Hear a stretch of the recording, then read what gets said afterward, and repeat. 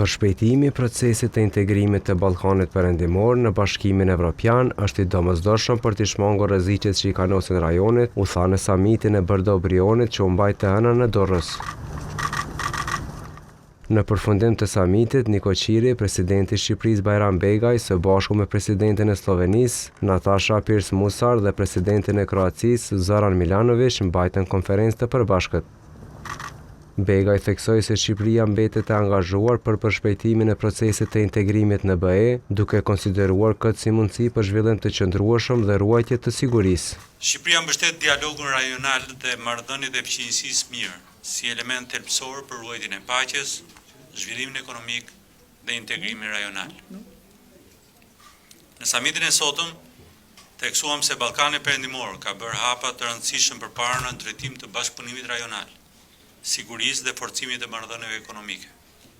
Megjithatë, rajoni ynë përballet me sfida të sigurisë, të cilat kërkojnë rritje të bashkëpunimit dhe koordinim më të ngushtë mes nesh.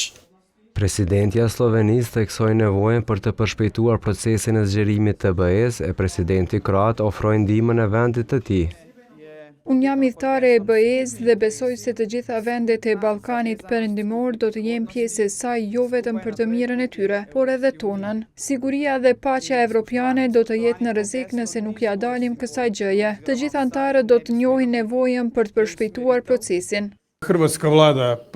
Qeveria kroate ofron ndihma të mundshme vendeve në rajon pa i diskriminuar dhe kështu do vijoj. Kur flasim në këtë nivel, dialogu që është parakusht për marrëdhëniet e mira dhe ky është i vetmi qëllim i këtij takimi. Të bisedojmë mbi nevojat dhe problemet e bashkisë evropiane që nuk janë të pakta dhe duhet të bisedojmë me lojtarët në botë, se kushtet janë ndryshuar dhe bashkësia evropiane nuk është fuqi që e kemi përmendur më parë.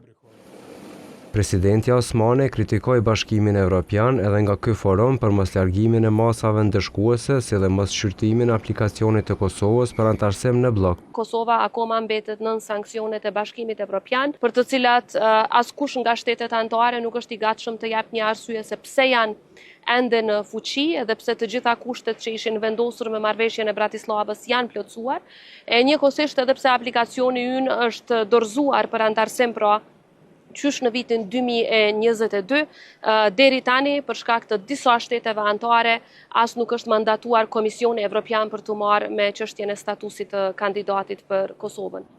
Sa i përket planit të rritjes së BE-s, një paketë prej 6 miliardë eurosh e miratuar më 2023, për të cilën po ashtu diskutuar, të gjitha vendet e rajonit i kanë pranuar mjetet e para me përjashtim të Kosovës dhe Bosnjë-Hercegovinës.